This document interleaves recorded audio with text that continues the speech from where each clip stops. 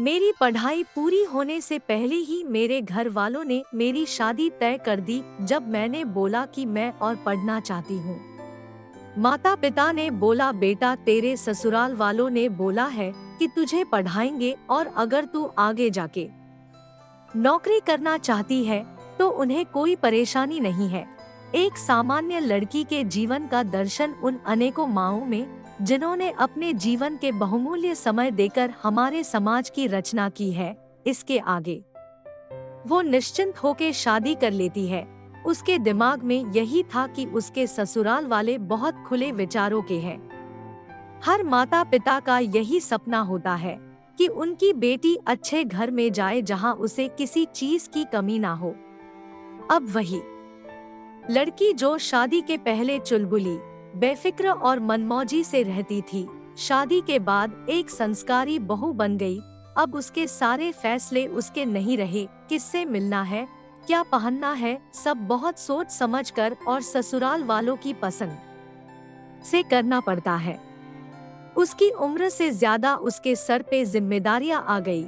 अचानक से आए इतने सारे बदलाव से वो घबरा गई और गलती करने पर ससुराल वालों की डांट और ताने बस सुन के रह जाती और बाथरूम या किचन में रो के अपना मन हल्का कर लेती थी। सपने तो दूर की बात है, जिम्मेदारियों के बीच में खुद के लिए भी समय निकलना मुश्किल था। सास बोला करती थी कि तुम तो बहुत खुशकिस्मत हो, हमने तो बहुत कुछ झेला है जो आज कल की लड़कियां कभी सह नहीं सकती।